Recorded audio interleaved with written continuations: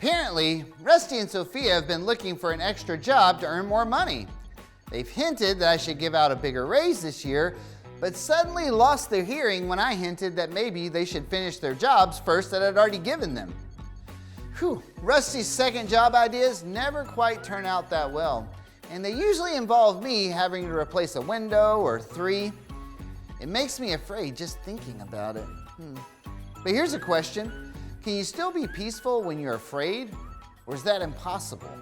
That's a great question to answer by checking out what God says in the Bible. You know, now that I'm thinking about it, I should probably go secure my windows, doors, walls.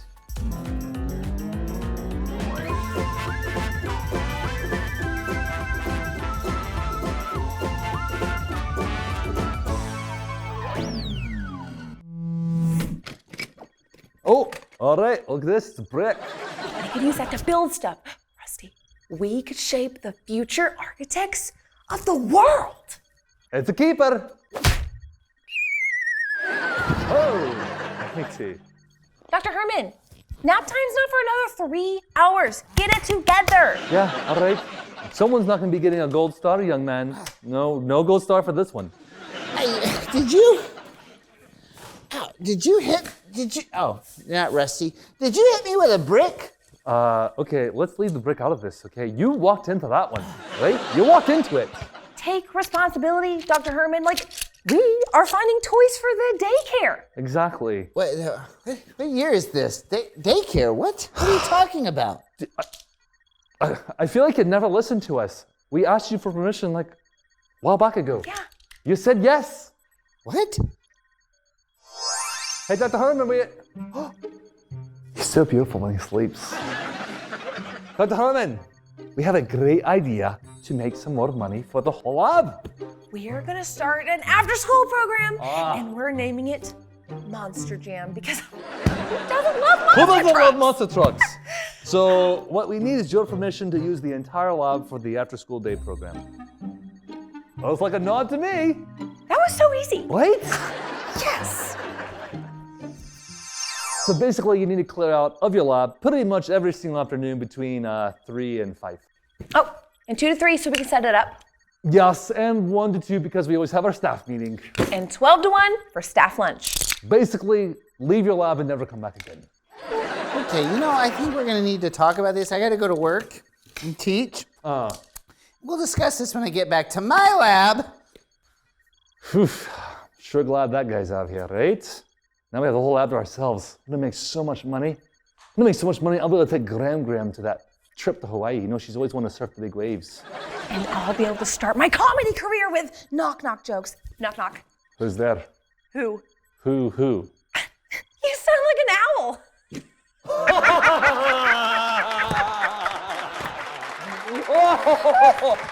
Oh, man. Oh, you sound like an owl. Oh, righty, that one's Oh, that one hurts. You gotta wonder, Gabe, before you tell me that kind of a joke. I'm gonna be rolling the easy money.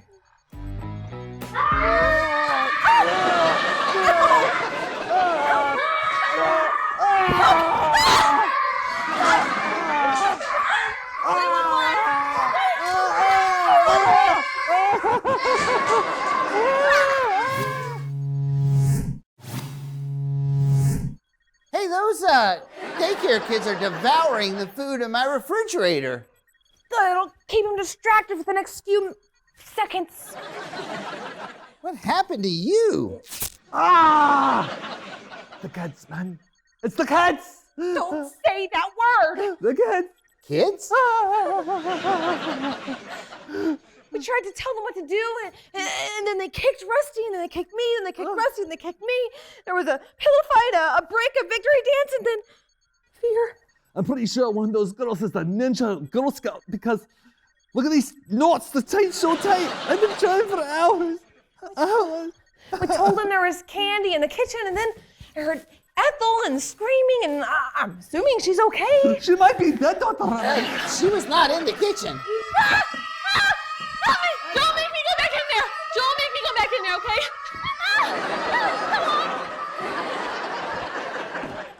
Dr. Herman, please don't make us go back in there. Please, I'll do anything.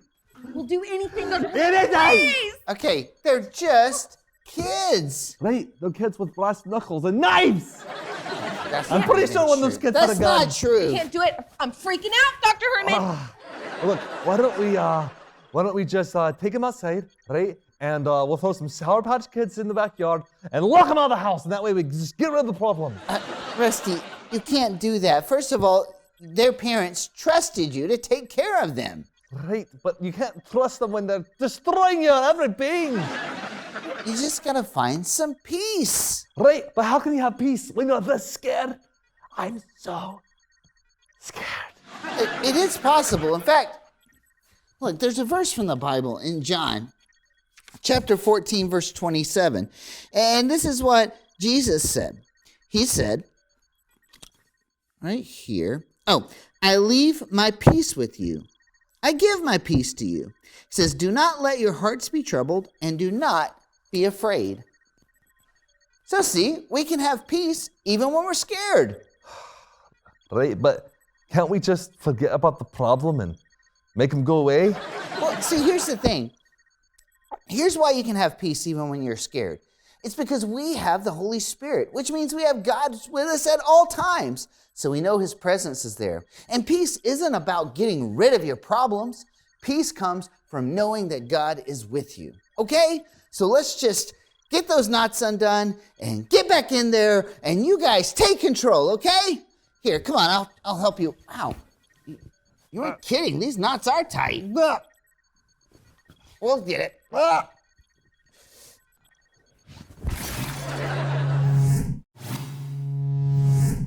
Our big point says, I can have peace when I'm afraid. I have a question. What scares you the most? For some people, it may be the fear of being alone. Others are afraid of what might be hiding in the dark. Some people lose their cool whenever the thunder booms.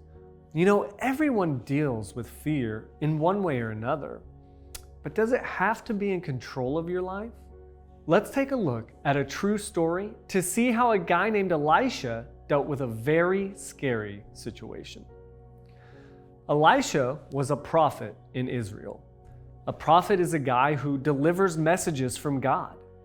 Elisha trained under another prophet whose name was Elijah and was committed to serving God even though many people in Israel didn't. Israel was at war with the king of Aram. The king planned to attack, so he talked with his officers and decided where he would place his soldiers. As soon as he did that, God told Elisha exactly where the king's soldiers were located. Elisha warned the king of Israel, and their army completely avoided Aram's army. Now, this happened several times, and as you can imagine, the king of Aram was mad. He thought there was a spy in their midst, but his officers explained that the prophet Elisha was telling Israel's king all their plans.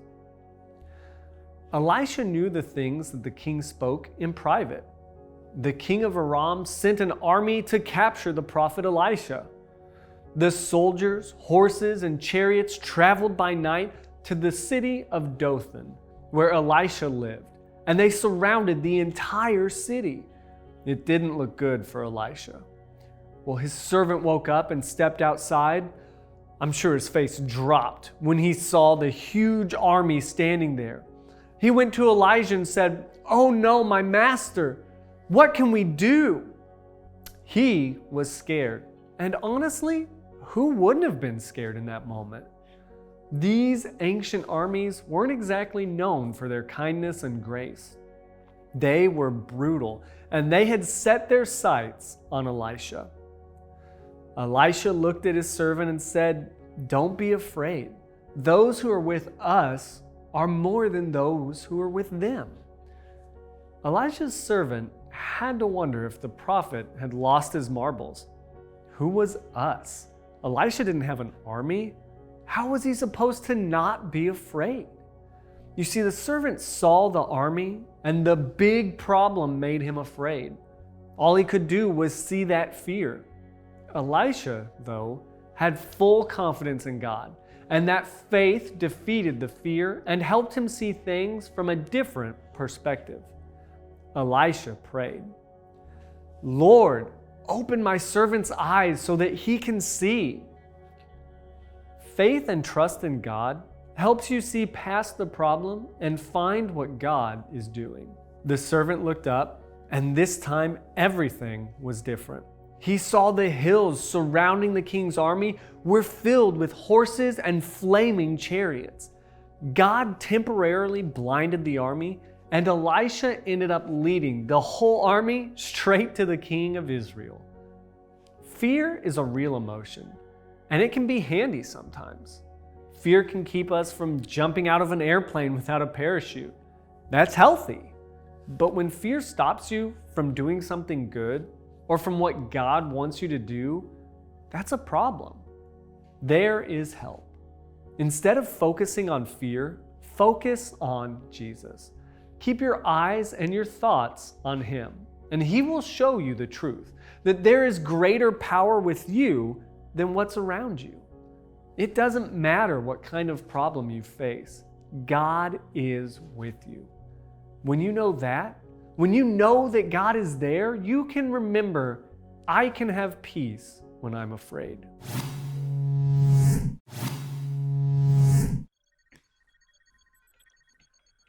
Ethel! Sorry, Dr. Herman. Sorry about that, okay? It's okay. I'm just still a little jumpy over that whole daycare fiasco, okay? Yeah, What did you need exactly? Sorry, I'm just trying to remember how to breathe. I was just trying to see if you had seen Rusty and Sophia. I didn't know where they were. Huh. Left, right, left, right, left. Turn. Are you guys ready for story time with Miss Ethel? Hey, don't worry, Ethel. Remember, we talked about this. God can help us have peace even when we're scared. Okay, I can do this. Okay, do you guys want to read the book, The Hungry Caterpillar? Yeah! Okay, let's go outside and read where we can pretend like we're caterpillars and eat leaves. Okay. Left, right, left, right, left. Maybe not the bug part, the leaf thing. Wow, what a big difference. What changed? Well, here's what happened is we stopped and asked God to help us be peaceful even when we were scared. And even though the kids were just a little crazy still, we were fine because we knew that God is always helping us. That's right. Great job. I'm proud of you. I mean, you chose a peaceful attitude even in the midst of being afraid. And look at the results. I haven't been kicked in over an hour. Wow. My pockets aren't full of juice anymore. There you go. But can we talk about the me not being able to use my lab every day part? You know, I'd really love to, but snack time is calling. Yeah, and you can't expect them to listen to a story about a gluttonous caterpillar on an empty stomach. Skip just showed up for story time. We prepared the kids for this. Form attack mode. Fling. Hit the left. You can't attack Skip. Oh! That mustache was attached. I'm glad that Rusty and Sophia are no longer prisoners of their own daycare. They were pretty scared, but they found a way to have peace. Some people think the only way to find peace is to get rid of all of their problems. But that's just not possible in our world. What is possible is to have peace because we know it comes from God's presence. We know that God is always with us. And you can share how to have peace when you're afraid with your family as you do this week's Big Dude. Find a small rock and write the word peace on it. Then carry it with you whenever you're afraid. Hold on to it and remember that Jesus is with you.